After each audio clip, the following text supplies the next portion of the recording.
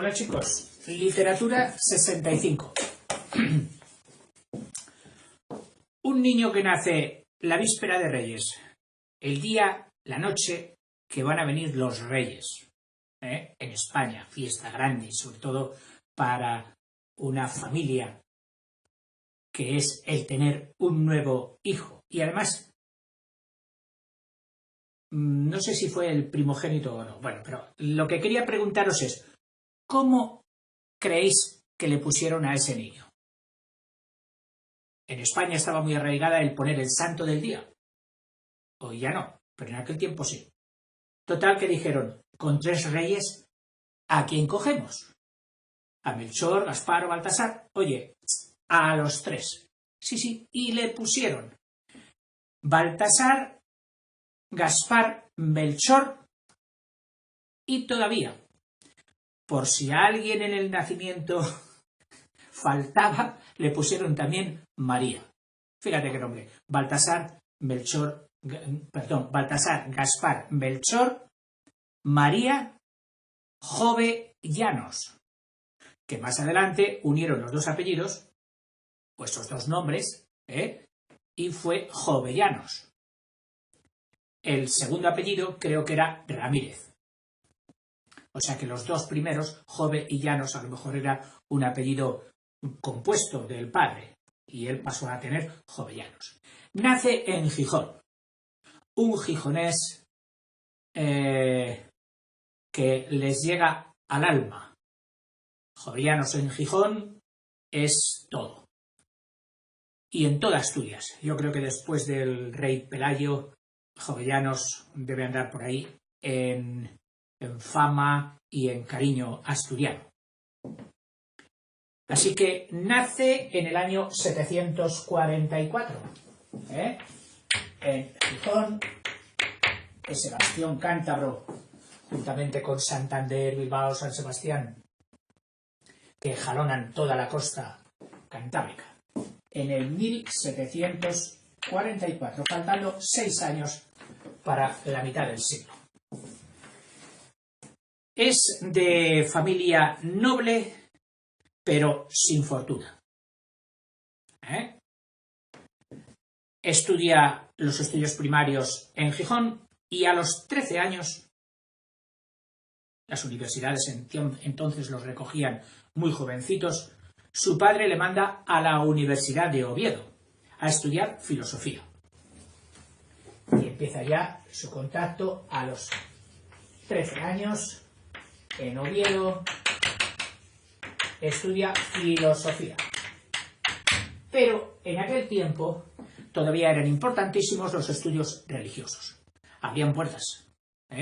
Entonces su padre dice, bueno, ya se estudia filosofía, y a los 16 años le manda a la Universidad de Ávila.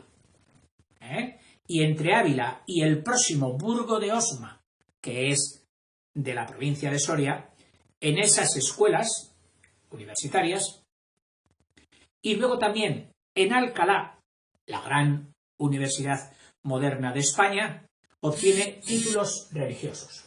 Es decir, que completa estudios en Ávila, en Burgo de Osma, que Soria, y en Alcalá,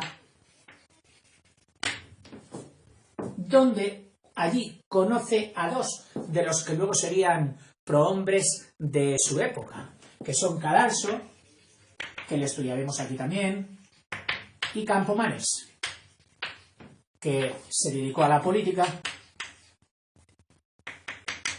y con el que colaboró mucho con Campomanes.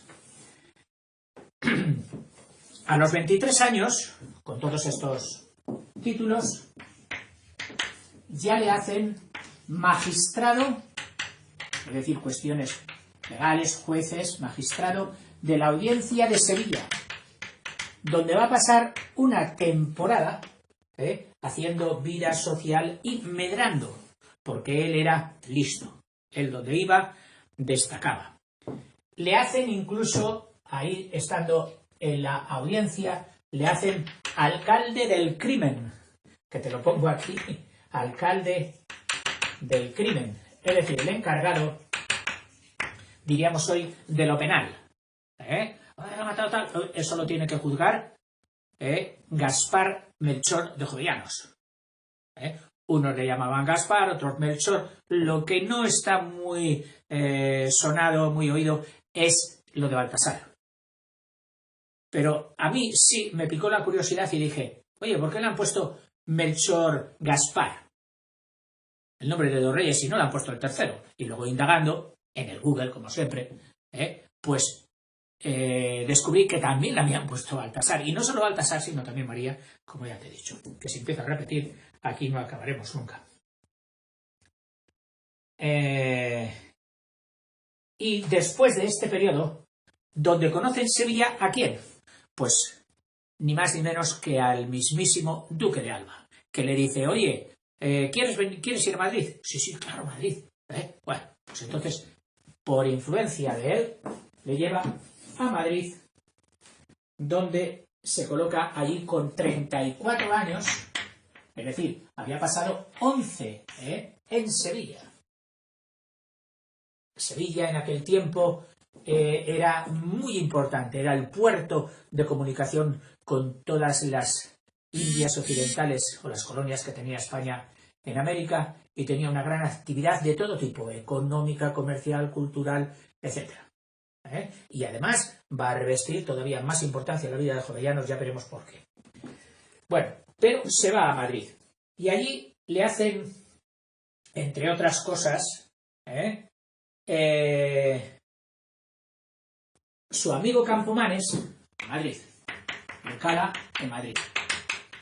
Y su amigo Campomanes, el que había conocido de estudiante en Alcalá, le dice, necesito gente capacitada como tú, y como yo estoy en el Ministerio Económico, le encomienda trabajos que él resuelve siempre con mucha eficacia y aplicando las modernas ideas de la Ilustración que ya estaban entrando a raudales de Francia.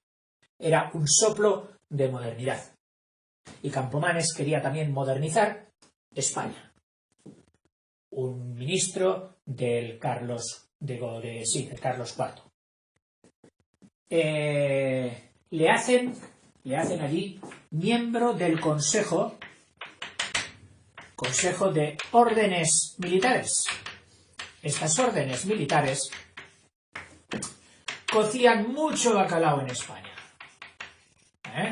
No hay más que pasar por toda la meseta y por todo Aragón, viendo todos los feudos que tuvieron las órdenes de San Juan, las órdenes de Malta, las órdenes de Calatrava, las órdenes de Montesa, pueblos, enormes extensiones de campo que eran suyas. Entonces, entrar ahí era entrar en el meollo, sobre todo, de la extensión no urbana, de la extensión rural. Precisamente, Jovellanos entendió que si no se transformaba el campo español, si no se ponía a producir el campo, que estaba inmovilizado por las manos de todos estos terratenientes, muchos de ellos órdenes militares. Claro, los reyes, cuando conquistaban durante la Reconquista, conquistaron tierras, a los árabes iban conquistando, les pagaban no con dinero, que los reyes españoles siempre tuvieron muy poco, sino con posesiones, y así se van quedando con cantidad de territorio. Miembro de la Comisión de Estado. Y le dice, mira, a imitación de Francia, donde ya se han hecho unos billets, vamos a hacer aquí en España un banco. El banco de San Carlos. San Carlos, sabéis que es el patrón de la banca. Tuvo actividades económicas, aparte de ser el preceptor de Carlos V, que en buena parte supongo que sería un buen enchufe en el Vaticano para que le canonizaran. Bueno, Entonces hacen el Banco de San Carlos, juntamente, se lo encomienda a Campomanos, juntamente con Cabarrús. Cabarrús, este financiero franco-hispano, porque aunque nació en Francia, luego desarrolló toda su actividad en España, casándose con una valenciana y en la corte inspirando y fomentando empresas económicas modernas, la nueva economía que venía también con ideas de la Ilustración. Este señor, inquietísimo, tenía el sueño de las comunicaciones. No había tren. Entonces, los caminos había que arreglarlos, volver a la perfección de las calzadas romanas si era posible, establecer comunicaciones y a él en concreto le había iluminado el canal de Midi de Francia, que paralelo a un río fomentó la navegación entonces por canales. Y él discurrió cómo unir por canales también España. Incluso llegó a concebir una unión de Madrid, atravesando la cordillera central, quienes la conocen por Guadarrama, atravesando con canales. Oiga, ¿y cómo es capaz de subir el agua? No, por esclusas. Quienes han visto el canal de Castilla, habrán visto un canal de transporte hecho de esa manera, todo paralelo al río Pisuerga, desde Valladolid hasta Aguilar de Campo. Pero bueno, él lo concibió desde Madrid hasta, que no estaba hecho el canal de Castilla, por supuesto, es posterior. Él concibió desde Madrid hasta el Cantábrico, atravesando, fíjate, atravesando toda la meseta del Duero, primero la cordillera central de Guadarrama, luego tenía que atravesar la Cantábrica y bajar hasta el Cantábrico. Madrid-Cantábrico. Pero luego no paró aquí. Llegó a concebir que dice, bueno, si lo uno con el Cantábrico, también puedo unirlo con el Atlántico, ¿cómo? Pues hasta Sevilla. Y ni corto ni perezoso hizo el proyecto de esto, que no llegó a ponerlo en práctica, porque una cosa era discurrir, pensar, y otra cosa era decirle al rey, Majestad, necesito dinero para estas obras públicas. Pero bueno, ya era bueno que en la España esta del corazón, del espíritu, del barroco, del siglo de oro, alguien dejase por un momento la pluma y cogiera las herramientas, cogiera las obras públicas. Y fueron este conjunto de ministros, con Cabarrús. Y les encomienda la creación y el proyecto del Banco de San Carlos. El Banco de San Carlos, que hace los primeros billetes que en aquella época se llamaban vales reales. Es decir, unos vales cuya garantía era la corona. Este papelito que yo a usted le doy pone aquí que vale por tantos reales, tantos ducados. Avalado, garantizado por la corona de España, el vale real. Redacta, también estando allí, hemos dicho, un informe, que es una de sus obras famosas, el informe sobre la ley agraria. ¿Cuántas vueltas ha dado este tema en España? ¿Cuántas vueltas? Muchísimas. Está en la Segunda República, siempre. La ley agraria. Es el campo que había estado copado por pocas manos. ¿Cuánto le ha costado salir a múltiples manos? Liberalizarlo. Ha costado muchísimo. Desamortización de Mendizábal, etc. Tiene un gran éxito, Jovellanos en Madrid, y le hacen miembro de todas las academias que en aquel momento, por influencia de la Ilustración, se creaban en España. Y todas querían tener en sus filas, entre sus miembros, a Gaspar Melchor de Jovellanos. Tanto la de Historia, la Real Academia de la Historia, la Real Academia de San Fernando, que ya sabéis que es la de Bellas Artes, y, como no, la Real Academia de la Lengua Española. En todas estas fue miembro Jovellano. Pero cae el rey francés. Luis XVI es guillotinado por la Revolución Francesa. Y automáticamente aquí en España, el rey, ¡qué susto! ¡Ojo que esas ideas no vengan aquí, que me van a hacer lo mismo! Y entonces cortan radicalmente con el gobierno revolucionario de Francia y se pega un frenazo que le pilla a contrapiés a Jovellanos.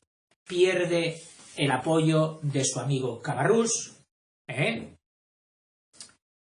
y vuelve entonces a Gijón. Ya en 1700, vamos a poner más pizarra, ya con 46 años, después de su paso por Sevilla, su paso profesional por Sevilla y por Madrid, vuelve a su Gijón natal y dice, allí por lo menos tengo el cariño de los míos. En 1790, con 46 años, vuelve otra vez a Gijón.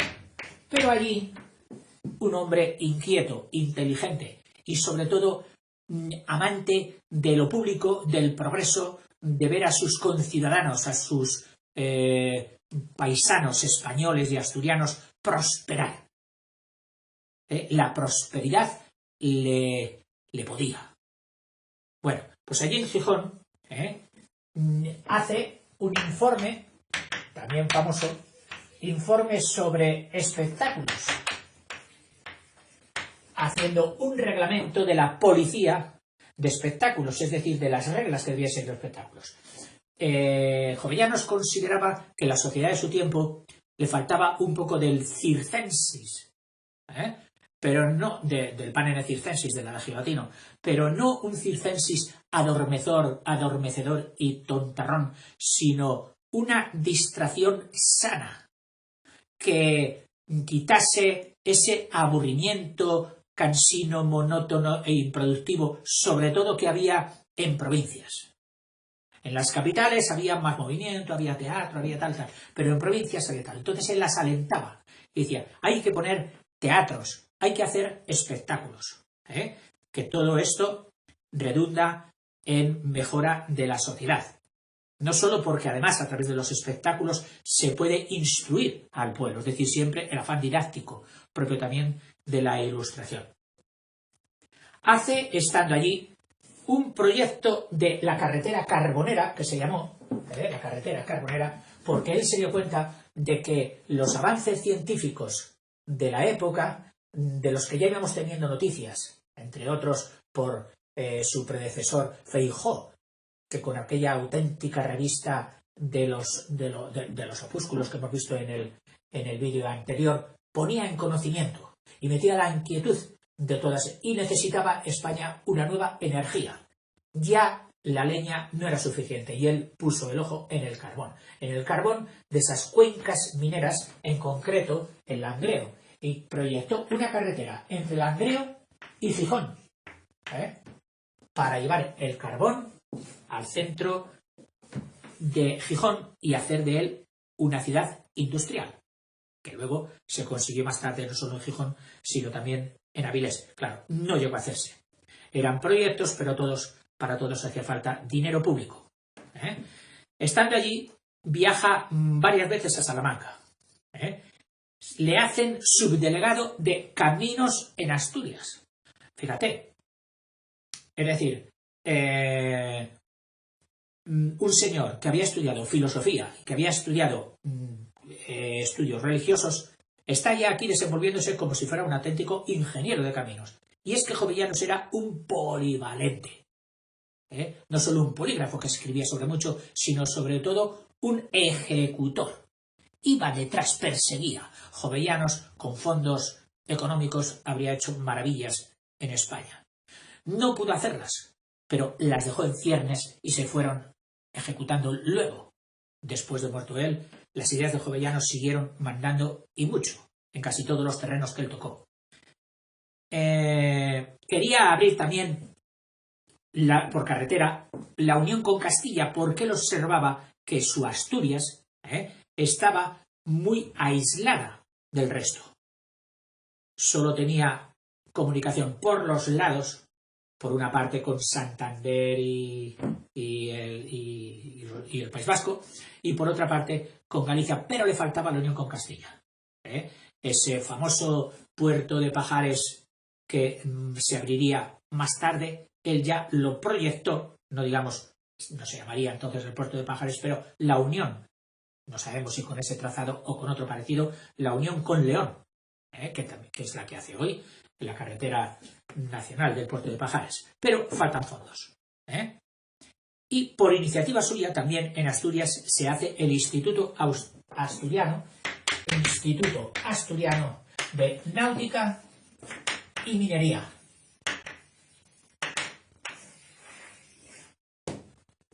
Instituciones ya no de tipo social, religiosas, no, instituciones industriales, de cara al progreso y a la industria.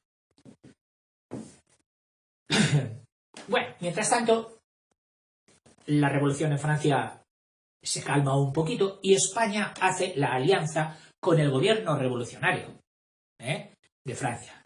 Entonces, Godoy, que era en aquel tiempo, o llegó a ser en aquel tiempo, el valido, es decir, el hombre de confianza de su mujer, por supuesto, de la mujer del rey, de María Luisa de Parma, pero también del rey, que un poquito en la higuera le confiaba todos, o sea, le hizo la persona plenipotenciaria. Entonces Godoy quiere echar mano de Jovellanos y le llama. Le dice a Madrid, ven, que aquí hay faena para ti. Primero le ofrece ser embajador en Rusia y él dice, no, allí no, yo quiero en mi España. Y entonces le hace ni más ni menos, en el 97, en 1797, pues ya con 53 años, ¿no? Si mal no calculo, con 53 años, le hace ministro del Interior, es decir, del orden público, que en aquel tiempo se llamaba de Gracia y Justicia. De Gracia y Justicia. Y desde este Ministerio del Interior, él aprovecha para recortar competencias a todo el poder ejecutor y judicial que tenía la Inquisición. La Inquisición y Jovellanos de uñas. Él iba recortando. Pero solo duró 9 meses. Algo pasó en la corte y cayó Godoy. En 1798, entonces, es decir, prácticamente después de estos 9 meses, al año siguiente, se vuelve a Gijón.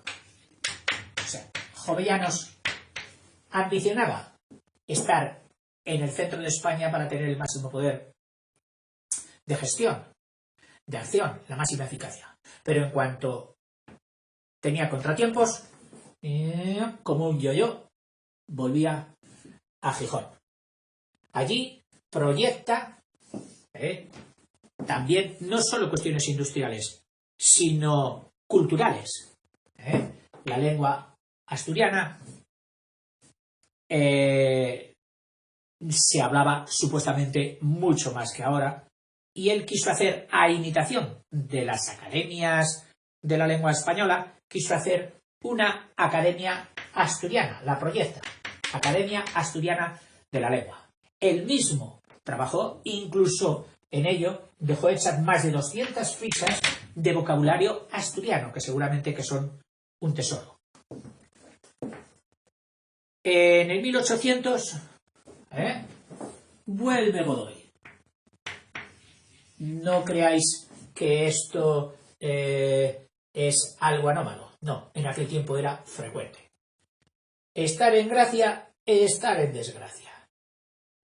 Vuelve Godoy y en este caso estima Godoy que Jovellanos no le había apoyado suficientemente y que había colaborado con sus enemigos personales. ¿Y qué hace Godoy? Le dice, Jovellanos, ven aquí, desterrado. ¿Dónde? Lo más lejos posible. Vete allá. Lo destierra, Godoy, lo destierra a Mallorca. Allí, en Mallorca, una cosa muy curiosa, porque estuvo en dos centros, famosos los dos, uno, la Cartuja de Valdemosa, donde los padres y hermanos cartujos le trataron muy bien. Claro, también era un prisionero de pasta, porque Jovellanos conservaba su sueldo de ministro. O sea que donde iba preso, pero con mucho dinero. Bueno, Godoy se debió enterar que estaba allí a cuerpo de rey, por así decirlo, y le dijo, no, sacadle de ahí y a la prisión. La prisión que estaba entonces en lo que era y sigue siendo hoy el castillo de Belver. En una situación maravillosa, preciosa, fijaros que entonces fue prisión y hoy es una residencia de los reyes de España, aparte de ser también un centro público visitable.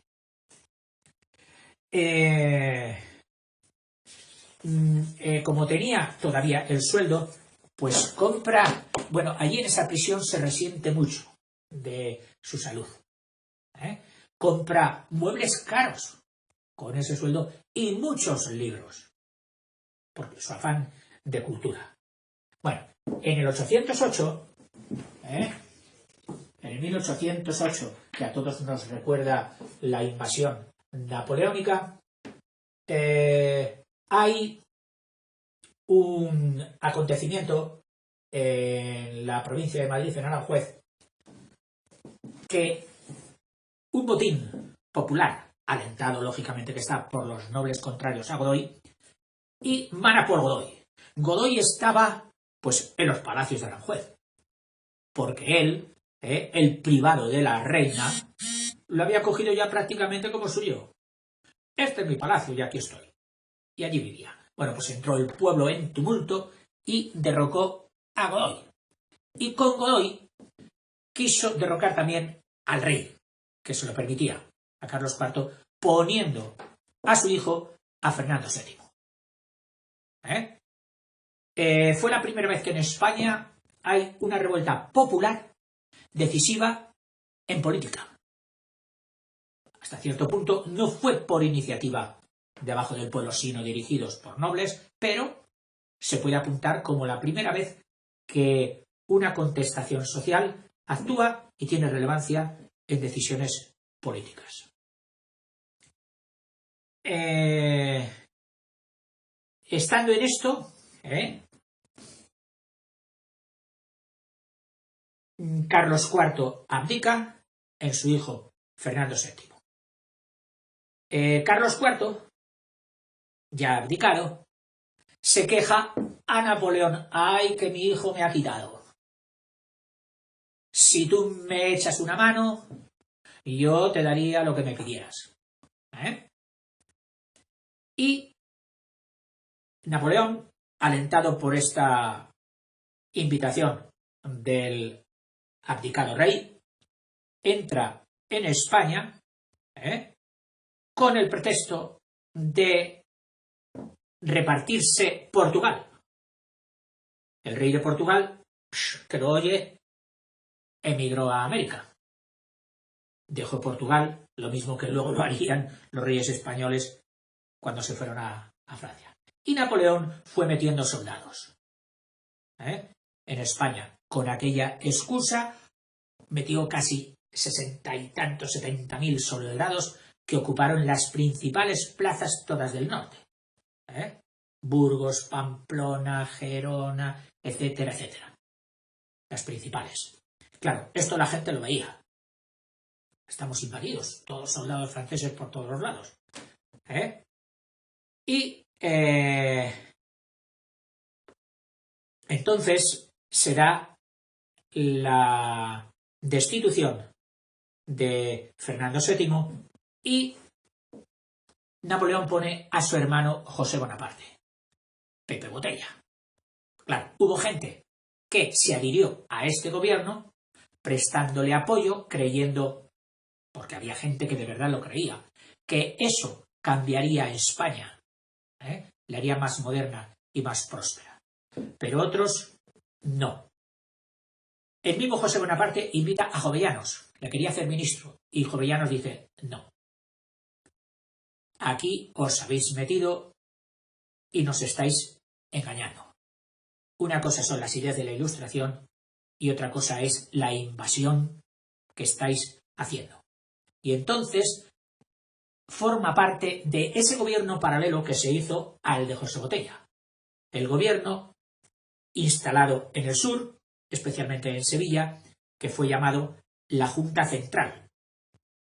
Junta Central donde el rey y los nobles ya no tenían tanta participación. Se hizo una especie más de estructura democrática participativa y ahí fue donde Jovellanos estuvo como comisionado del Principado de Asturias, que perteneció. Esto ocurría en 1809, 1810. La Junta Central es asediada por José Bonaparte, por Napoleón, la hacen retirarse todavía más. Entonces se van al último bastión que quedaba ya, que era Cádiz, en el extremo, de allí ya al mar. Y allí hacen la primera constitución, la de las Cortes de Cádiz, la Pepa, la de 1812, que porque la llamaron la Pepa, que es de José, porque se hizo el 19, se proclamó el 19 de marzo. En las Cortes ya había mucho revuelo, muchos intereses, fíjate cómo no, que vienen, que no vienen, que organizamos ejércitos contra los franceses, total que a Jovellanos le llueven calumnias, insultos de haber sido afrancesado, etcétera, etcétera, de forma que pone pies en polvorosa y sale por mar para ir otra vez, ¿dónde? A su Gijón. Una tormenta antes de llegar a Gijón, muy poquito antes, cuando llegaba por las costas ya de Avilés, le hace que se tenga que atracar el barco en Muros, un pueblo de allí, muy cerca ya de Gijón. Tenía entonces ya 66 años. Escribe allí, en este último periodo, pues un poquito su defensa, que iba a ser la defensa de la Junta Central, es decir, de ese gobierno paralelo que se había hecho y que había caído en desgracia, tanto de los franceses, no digamos, como de antifranceses había caído. Y él escribe Memoria en defensa de la Junta Central. Memoria en defensa de la Junta Central. Se retiran por un tiempo los franceses de Gijón, donde no había podido entrar porque estaban los franceses y le habrían cogido, y vuelve. Se instala otra vez en Gijón, pero por muy poco tiempo. Al poco tiempo vuelven a regresar los franceses y entonces él se retira más a la izquierda, a Navia, ya casi cerquita de Galicia. Y allí, en un pueblecito costero, que es Puerto de Vega, fallece. Sus restos están hoy en la capilla de su casa natal de Gijón. Como epílogo de esta ilustre persona, de este patriota, al que España debe mucho, podríamos decir unos ligeros apuntes diciendo que fue un auténtico estadista. La palabra estadista es un premio a una persona que antepuso los intereses colectivos de todo un Estado a los suyos propios. Incluso el estadista es el que llega a ver por encima de los intereses partidarios, por encima de esa división que suele siempre haber, derechas, izquierdas, liberales, conservadores, por encima de esa dicotomía, de esa partición, el estadista accede al interés máximo de esto? Pues se le considera como un estadista ilustrado, es decir, progresista, moderno, que quiere nuevos patrones y nuevos moldes para su nación. Toda su vida solo fue estudiar los problemas de España para resolverlos en la práctica. Así como Feijóo era un teórico y le daba susto acometerlos, proponerlos para la práctica, Jovellanos no. Donde iba, quería práctica. Porque Jovellanos quería, primero, progreso material. Subida del nivel de vida. Su ley agraria. Segundo, instrucción pública. Elevar el nivel cultural del pueblo.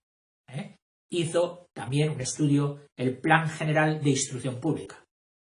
Tercero, la historia cultural. Es decir, hacer llegar el acervo cultural español a las masas, al pueblo, mediante el espectáculo. Mediante el espectáculo. Que también hizo, ya lo hemos dicho, ahí ensayos. Y, como curiosidad, en esto de lo cultural, resaltó el gótico. El gótico, que entonces estaba totalmente denostado. Es más, construcciones góticas, lo mismo que pasó al románico con el gótico, pues también se lo hicieron al gótico. Construcciones góticas eran derruidas para poner el estilo neoclásico, el estilo barroco, que dominaba en aquel momento. Y entonces, con gran visión estética, Jovellanos defiende el gótico.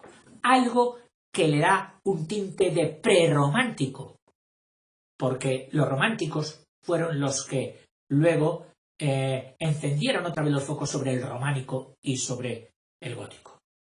En algunas facetas, por ejemplo, en las literarias, también manifiesta esta ilusión, este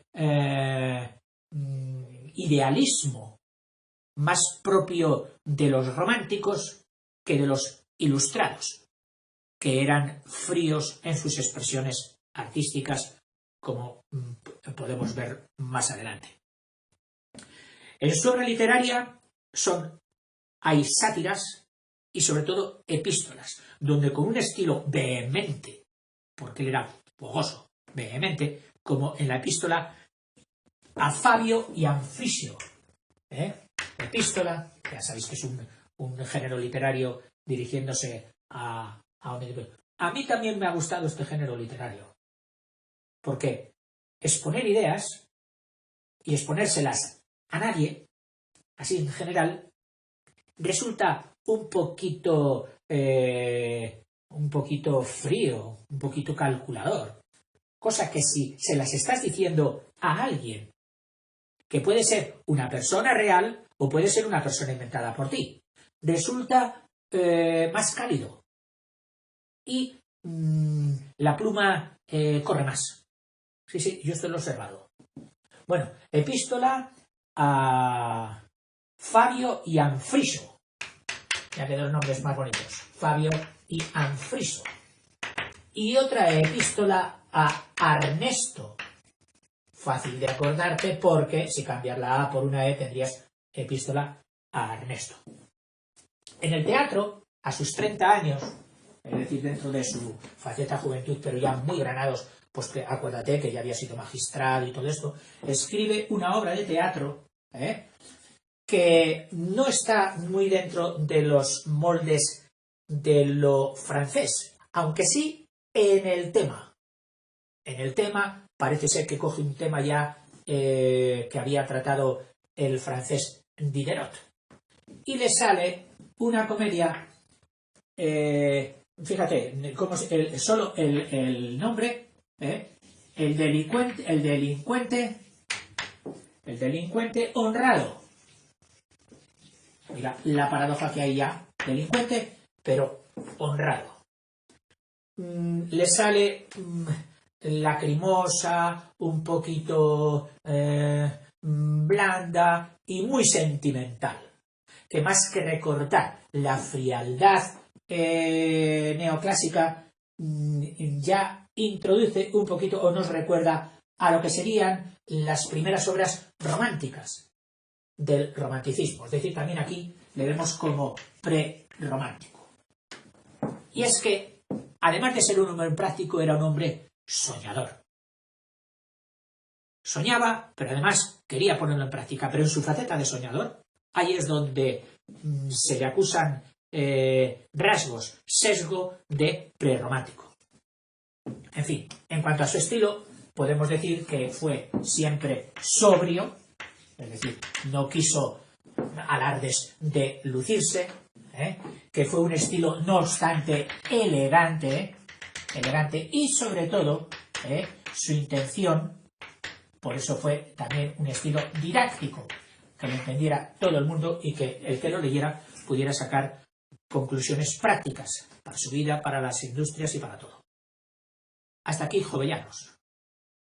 En fin, a mí me ha resultado una persona muy interesante y sobre todo me causó mucha sorpresa cuando Gregorio Marañón, ese monstruo de cultura y de personalidad de principios del 20, lo había cogido a Jovellanos como paradigma, como su ídolo, como su persona a imitar. De pequeñito tuvo la ocasión de leer sus obras, y luego ya siempre. Curioso. Espera. No. Borra todo esto de Marañón. No. Se me acaba ahora a mí de traspasar, de cruzar los cables con quién, con Feijóo. No. Este no fue el ídolo de Marañón. Sencillamente nuestro ídolo. El de muchísimos españoles que valoramos en Jovellanos, un hombre auténtico, un hombre que tuvo que lidiar momentos difíciles, pero que lo hizo siempre con mucha categoría, mucho estilo y mucho amor a España. Hasta luego.